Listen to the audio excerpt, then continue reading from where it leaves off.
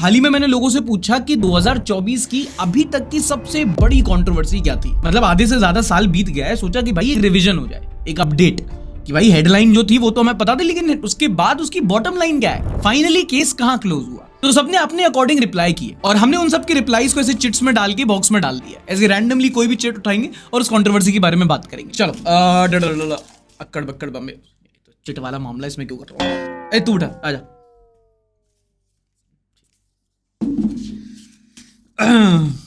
Pune Porsche case ये हुआ था मई के महीने में, जब पुणे में आधी रात को एक टीनेजर, एक नाबालिग, एक बहुत बड़े बिजनेसमैन के बेटे ने अपनी बहुत महंगी पॉर्श गाड़ी से रात को ओवर स्पीड करते हुए 2 इंजीनियर्स को मौत के घाट उतार दिया था। मामला सीसीटीवी में कैद हुआ, सोशल मीडिया पे कैंपेन चला। लेकिन उसके पहले जो हुआ वो जब कोई याद करता है तो समझ में आता है कि आप लॉ को कितनी अच्छी तरह मिसयूज कर सकते हो अगर आपके पास पैसा और पावर है। पब्लिक से बचा के लड़के को पुलिस कस्टडी में ले लिया, कस्टडी में उसको खाना खिलाया गया, खातिरदारी की गई, फिर पुलिस, डॉक्टर सबको रिश्वत खिला के उसके ब्लड सैंपल बदल दिए गए, उसका इल्जाम लेने के लिए एक बलि का बकरा भी ढूंढ लिया और कोर्ट ने एक ऐसे लिखवाकर उसको बेल भी दे दी थी। ऐसे में क्या लिखवाया था? Yesterday my driver was sleeping in a car when 2 people crashed their scooter and their head under the tire and started sleeping on the road and died by suffocation because the air was so polluted. इस case में हाल ही में 900 page की एक chargesheet file हुई है।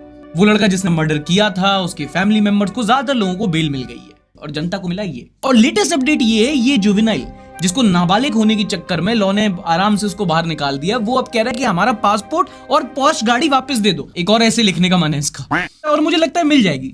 एक ऐसे नहीं, शायद इस बार असाइनमेंट लिखना पड़े, पर मिल जाएगी। बट आज जब सब कुछ खत्म हो गया है, दुनिया आगे बढ़ गई है, तो बैकड्रॉप पे एक लर्निंग मिलती है। ये कोई जिंदगी कोई बॉलीवुड मूवी नहीं है। अगर कल कोई अमीरजादा आपको ठोक देता है तो कोर्ट में कोई सौरभ शुक्ला नहीं बैठा, कोई जॉली LLB 2 नहीं आएगा बचाने, बोमन ईरानी वाली पार्टी ही जीतेगी। चलो नेक्स्ट, इस बार मैं पिक करता हूं बांग्लादेश का क्राइसिस। हाल ही में लेटेस्ट हुआ बांग्लादेश का क्राइसिस। एक स्टूडेंट प्रोटेस्ट जो रजाकर और जो गवर्नमेंट जॉब्स के रिजर्वेशन के अगेंस्ट शुरू हुआ, अल्टीमेटली जाके बांग्लादेश का तख्ता पलट ही कर दिया।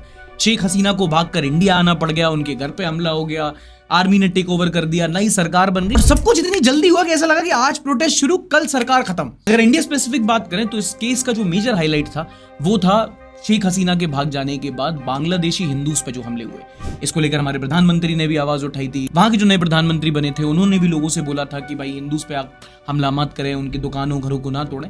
इंडिया में कई सारे लोगों ने इसको व्हाइट वॉश करने की भी कोशिश की थी कि नहीं भाई वहां कुछ नहीं हुआ है, कुछ लोग अपने नेबर्स को प्रोटेक्ट कर रहे हैं। हमारे कमेंट सेक्शन में कई लोग बोल रहे थे कि नहीं भाई बांग्लादेशी हिंदू सेफ है, क्या बकवास कर रहे हो। अगर सेफ है तो तुम्हारा प्रधानमंत्री पागल है जो जीतने के बाद पहली चीज कह रहा है कि नहीं भाई हिंदूज को प्रोटेक्ट करो। एनीवे, फिलहाल बांग्लादेश की नई सरकार बन चुकी है। उसका स्टांस आगे चल के एंटी इंडिया होगा, प्रो इंडिया होगा। इंडिया की फॉरेन पॉलिसी कैसे उसके अकॉर्डिंग टाइम होगी आगे चल के देखा जाएगा। नीट स्कैम 720 नंबर में 420। आपको याद होगा इलेक्शन रिजल्ट से ज्यादा शॉक लोग तब हुए थे जब साथ ही में नीट का रिजल्ट आया था। मतलब जैसे ही नीट का रिजल्ट आया था तो बहुत ज्यादा हंगामा हुआ था क्योंकि बहुत सारी डिस्क्रिपेंसी सामने आई थी। कुछ OMR यहाँ वहां हो गए थे, कुछ बच्चों को ग्रेस मार्क्स दे दिए गए थे और इतना हाई कट ऑफ कि बच्चों का कट गया। इसके बाद बच्चों ने प्रोटेस्ट किया था और एग्जाम कंडक्ट करवाने वाली नेशनल टेस्टिंग एजेंसी NTA पर सवाल उठाए थे कि भैया आपने नीट में डर्टी कर दिया। फिर इसी को लेकर एग्जाम के लिए सुप्रीम कोर्ट में कुछ पिटीशन फाइल हुई थी।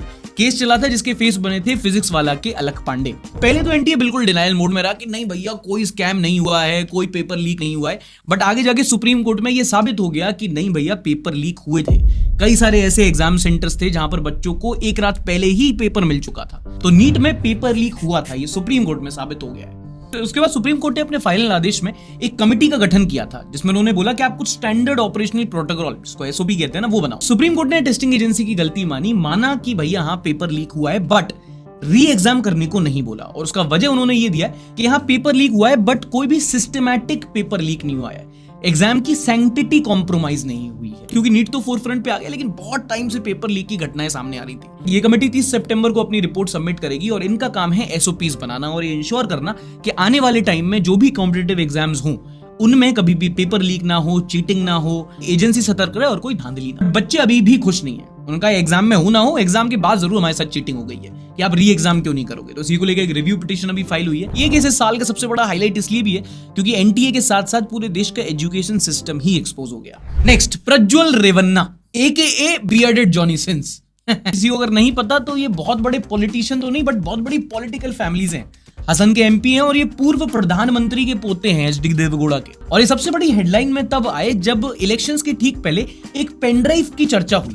वो पेनड्राइव जहां पर इनकी कई सारी अपने ही कॉन्स्टिट्यूएंसी की महिलाओं का शोषण करते हुए वीडियोस थी, जो इन्होंने खुद ही रिकॉर्ड की थी। कितनी वीडियोस थी पता है?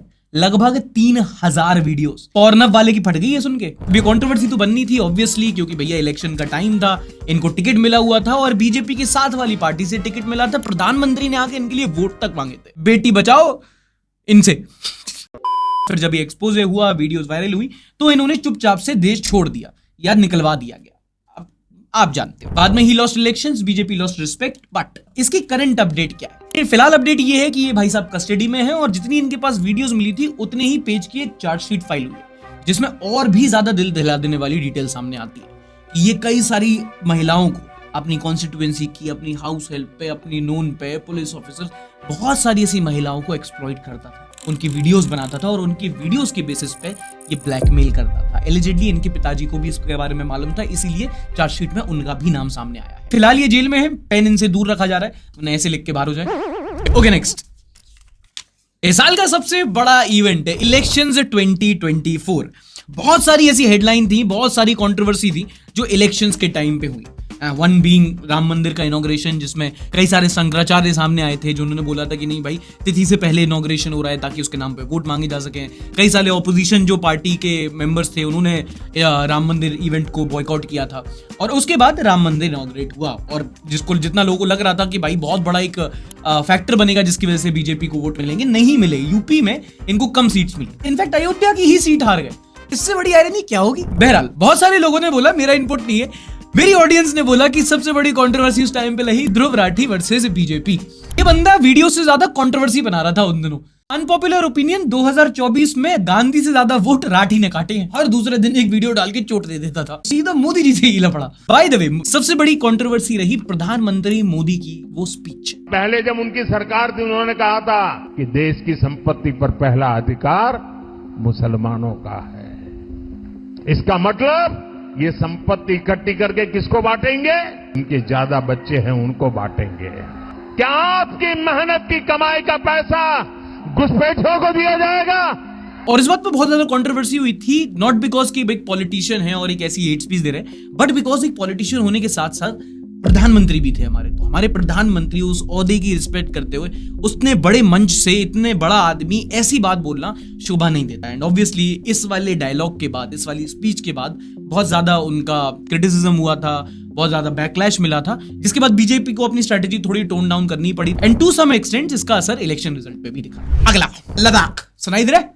लद्दाख, मणिपुर होता तो शायद नहीं सुना। लद्दाख का जो इतना बड़ा मास मूवमेंट हुआ वो हाईलाइट इस साल हुआ, बट काफी टाइम से वहां पर प्रोटेस्ट चला आ रहा था। छोटे छोटे गुटों में, नंबर्स में लोग प्रोटेस्ट कर रहे थे, कई सारी रैलीज निकली थी। बट एक जब सोनम वांगचुक ने वहां पर एक हंगर स्ट्राइक स्टार्ट किया, तब ये एक नेशनल हेडलाइन बन गया। दरअसल आर्टिकल 370 जब से हटा था, लेह लद्दाख के जो लोग थे वो उससे काफी ज्यादा डिसकंटेंटेड थे, अनसेटिस्फाइड थे। उनको लग रहा था कि उनके साथ चीटिंग हुई है। आपने स्टेट तो बाइफरकेट कर दिया, बट सारा ध्यान आपने कश्मीर पर डाल दिया, हमको एक ऐसे यूनियन टेरिटरी बना के छोड़ दिया। लद्दाख के लोग 21 दिन के एक हंगर स्ट्राइक पे गए और उनकी डिमांड थी 6th शेड्यूल, जिससे वो अपनी जो लोकल अथॉरिटीज हैं उसको खुद अपॉइंट कर सके। In the matters of tourism, in the matters of environment, वो अपने डिसीजंस खुद ले सके। बहुत बड़ा प्रोटेस्ट हुआ, हंगर स्ट्राइक हुई, फिर बाद में इलेक्शन आए और मामला टोन डाउन कर गया। बट अब लेटेस्ट इसकी 2 बड़ी अपडेट है। पहली तो लद्दाख में 5 नए जिले बनाए गए, विच आर जंस्कार, द्रास, नुब्रा, शाम एंड चांगथांग। ये नए 5 जिले बनाए गए हैं ताकि लद्दाख के लोगों को और ज्यादा रिप्रेजेंटेशन मिल सके, जो एक उनकी एक कंप्लेंट थी। बट अभी भी ये आंदोलन जारी है और अब इसमें एक नया मोड़ आ चुका है,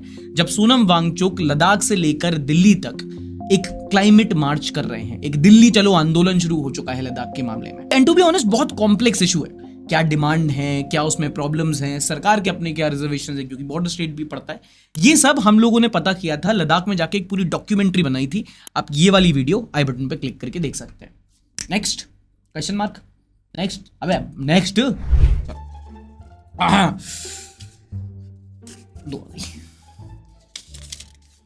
आरजी कर मेडिकल कॉलेज केस।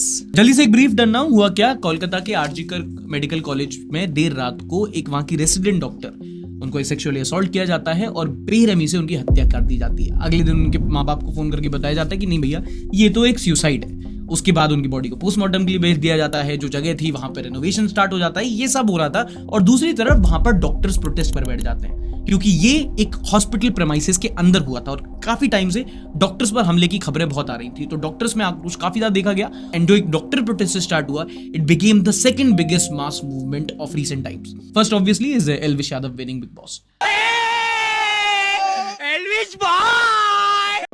बाद में सीबीआई ने इस केस को टेक ओवर कर लिया, जिनकी इन्वेस्टिगेशन अभी तक चल रही है। हालांकि काफी ज्यादा मिस इन्फॉर्मेशन उस टाइम पे फैली, जिसको एक क्लैरिटी देने की जरूरत है। ऑटोप्सी रिपोर्ट में पाया गया कि विक्टिम की जो डेथ हुई थी, डेथ बाय स्ट्रैंगुलेशन थी, और उसके पहले भी काफी ज्यादा उन्होंने स्ट्रगल किया था। बॉडी पे कई सारी चोट थी, पेनिट्रेशन के उसमें सबूत मिले हुआ था, हालांकि गैंग नहीं था। एक और बहुत ज्यादा जो खबर फैली थी कि 150 ग्राम ऑफ सीमेन मिला था उनके यूट्रस में, जबकि वो एक मिस इन्फॉर्मेशन थी। 150 gram was the weight of the uterus, not the content inside it. इस टाइम पे केस के दो प्राइम सस्पेक्ट्स, हॉस्पिटल के principal Sandip Ghosh and Sanjay Roy. And जितना अभी तक केस सामने आया, जितना सबूत मिले, ये मुन्ना सर्किट की जोड़ी ही जिम्मेदार है। एंड ऑब्वियसली क्योंकि ये कोलकाता में हुआ था, बंगाल में हुआ था, तो इस मामले में पॉलिटिक्स भी बहुत हुई, आज तक चल रही है। But it peaked when Mamata Banerjee अपने ही खिलाफ प्रोटेस्ट पर निकल गई। So that me, through this me, talking to me. मतलब खुद की अंडर पुलिस, खुद के अंडर लॉ, खुद के अंडर हेल्थ मिनिस्ट्री, और जब क्राइम हो तो खुद ही के खिलाफ प्रोटेस्ट पे। हम मर्डर करके खुद कोई प्राइम विटनेस कैसे बन सकता है? ऐसे कैसे चलेगा दीदी? इस केस में कई सारे एंगल्स हैं, बट सबसे बड़ी अपडेट है कि वेस्ट बंगाल असेंबली ने हाल ही में अपराजिता बिल पास किया है, which talks about capital punishment for rape convicts. And हालांकि बाकी सारे देश में ये मामला शांत होता दिख रहा है, बट कोलकाता में अभी भी बहुत बड़ा इशू है। डॉक्टर्स वहां पे अभी भी प्रोटेस्ट कर रहे हैं, और कोलकाता के लोगों ने हाल ही में एक ब्लैकआउट डे मनाया था, अपने सारे शहर की रोशनी बंद करके एक प्रोटेस्ट जाहिर किया था। Okay, next is Vinesh Phogat का ओलंपिक केस। तो हमारे देश को इस ओलंपिक्स में ऑलमोस्ट एक गोल्ड मेडल मिल गया था, जब wrestler Vinesh Phogat 50 kg bout में फाइनल तक पहुंच गई थी। सिल्वर तो पक्का हो गया था, लेकिन बाउट के एक रात पहले उनका वजन 2 किलो ओवरवेट निकला। उन्होंने रात भर मेहनत की, रात भर स्किपिंग की, रनिंग की, जहां देश भर सेलिब्रेट कर रहा था, वो एथलीट वहां पर प्रैक्टिस कर रही थी, अपना वजन लूज कर रही थी, लेकिन फिर भी एंड तक उनका वजन सिर्फ 100 ग्राम ओवरवेट निकला। इसकी वजह से उनको डिस्क्वालीफाई कर दिया गया। 100 ग्राम, और ये न्यूज 100 ग्राम की वजह से उनको एक ओलंपिक गोल्ड की अपॉर्चुनिटी डिनाई कर दी गई। और ये न्यूज इतनी बड़ी कंट्रोवर्सी बनी 2 वजह से। पहला तो जो विनेश फोगाट की अपनी जर्नी रही है, पिछले ही साल वो दिल्ली की सड़कों पर अपनी फेडरेशन में सेक्सुअल हैरेसमेंट के खिलाफ प्रोटेस्ट पर बैठी थी, और फिर वहां से यहां तक आना। और दूसरा फिर जो इंटरनेशनल रेसलिंग कम्युनिटी है, उन्होंने भी विनेश को सपोर्ट किया था, कहा था कि ये रूल्स बहुत ज्यादा सख्त हैं। एक मुहिम चलाई गई थी, गिव विनेश सिल्वर, जिसमें दुनिया भर के एथलीट्स ने उनको सपोर्ट किया था। हालांकि जो कोर्ट ऑफ आर्बिट्रेशन है, उन्होंने ये अपील डिनाई कर दी और विनेश को सिल्वर भी नहीं दिया गया। रीसेंट अपडेट ये है कि विनेश फोगाट हाल ही में राहुल गांधी से मिली है, और अब इन्होंने पॉलिटिक्स ज्वाइन कर ली है। कांग्रेस पार्टी का विनेश फोगाट ने दामन थाम लिया है। नेक्स्ट इज पूजा खेड़कर। ये औरत दिखने में जितनी सीधी है, उतनी ही बड़ी कांडी है। Reminds me of my ex. देखो दरिंदगी चेहरे से टपकती है। नंबर 1 का कब। इस केस की सबसे इंटरेस्टिंग बात है, ये ब्रेक कैसे हुआ। दरअसल हुआ जब खुद की एक आईएएस डिपार्टमेंट के ऑफिशियल्स ने कंप्लेंट की कि भैया एक नई ज्वाइनी है, उसकी बड़े ज्यादा नखरे आ रहे हैं, ज्वाइनिंग हुई नहीं है अभी से, एक ऑडी गाड़ी पे एक वीआईपी नंबर प्लेट, नौकर चाकर की डिमांड, रोज आके परेशान करना। पापा भी इनके एक्स ऑफिसर है, तो परेशान कर रखा है नाक में दम। पहले लोगों को लगा कि ब्यूरोक्रेसी का छोटा मोटा केस है, लड़की नखरे दिखाकर अपना धर्म निभा रही है, फिर ये तो आईएएस बनी है। लेकिन जब फिर जांच खुली तो लोगों के मुंह भी खुले के खुले रह गए। पता चला कि जितना झूठ इसने बोला, ये आईएएस छोड़ो प्रधानमंत्री बन सकती है। लड़की ने अपना कास्ट, डिसेबिलिटी, इकोनॉमिक स्टेटस सब फेक किया था। झूठ पे झूठ बोलती जा रही है शर्म। और फिर इतना बैकलॉग के बाद भी ज्वाइन करने से पहले नखरे। स्त्री है, कुछ भी कर सकती है। बाद में जब मामला हाईलाइट हुआ तो यूपीएससी ने इनको डिस्क्वालीफाई कर दिया और इनके खिलाफ एक क्रिमिनल केस भी फाइल किया। और मजे की बात, इन्होंने यूपीएससी पे ही नवाबी झाड़ दी कि इनके पास कोई अथॉरिटी नहीं है मेरे को डिस्क्वालीफाई करने की। ऐसे कैसे आईएएस नहीं बनूंगी, मैंने अपनी बॉडी में नंबर प्लेट लगवा दी है। देख रहे हो, चोरी पे बकचोरी। फिलहाल मामला सब जुडिस है, दिल्ली हाईकोर्ट में इनका केस चल रहा है, और ये आईएएस बने ना बने, इनका मजाक जरूर बन गया। चलो नेक्स्ट, अगला है UPSC Rao IAS study circle का केस। दिल्ली के ओल्ड राजेंद्र नगर में एक कोचिंग संस्थान है, राउज आईएएस स्टडी सर्कल। वहां के बेसमेंट में पानी भर जाता है, जिसमें 3 बच्चों की मौत हो जाती है। और ये केस रातों रात होता है, लाइव टीवी पे दिखाया जाता है, काफी सेंसेशनल केस बनता है। जिसके बाद ओल्ड राजेंद्र नगर में जो बच्चे होते हैं वो प्रोटेस्ट पर बैठते हैं, and this case opens the flood gates. बहुत सारे मामले सामने आए, और इस केस से एक मामला जो हाईलाइट हुआ वो था कि ऐसी जगहों पर जो ओआरएन, मुखर्जी नगर, लक्ष्मी नगर, जहां पर ये स्टूडेंट हब्स हैं, यहां पर बच्चे रह कैसे रहे, उनके साथ कैसा ट्रीटमेंट हो रहा है, उनकी कंडीशंस कैसे हैं। कैसे उनको छोटे छोटे कमरे के हजारों रुपए देने पड़ रहे हैं, गलत मीटर लगाए जा रहे हैं, बिना कोई प्लानिंग की बिल्डिंग्स कंस्ट्रक्ट की जा रही हैं, बेसमेंट में लीगल लाइब्रेरीज चल रही हैं, कितना रेंट उनसे वसूला जा रहा है, कोचिंग माफियाज कैसे ऑपरेट हो रहे हैं, एंड ऑब्वियसली इन सारी जगह की अर्बन प्लानिंग कितनी ज्यादा खराब है। फिलहाल इस मामले में अपडेट ये है कि राउज आईएएस के जो मालिक हैं वो जेल में हैं, हाई कोर्ट ने कोचिंग सेंटर को बंद करा दिया है, वो वहां नहीं खुलेगा, और इसी के साथ बच्चों का प्रोटेस्ट भी बंद करा दिया गया है। तो ये थी आप लोगों के मुताबिक इस साल की अब तक की सबसे बड़ी कंट्रोवर्सीज। मैंने अपनी तरफ से सारी बताई, बट फिर भी अगर कोई मिस कर गया हूं तो कमेंट सेक्शन में याद दिलाना ना भूलें। और बाकी यूट्यूबर्स की तरह वीडियो को लाइक करें, सब्सक्राइब करें, शेयर करें, ये सब तो करना ही है आपको, नहीं करेंगे तो अंडी बंडी शंडी। मिलेंगे अगली वीडियो में।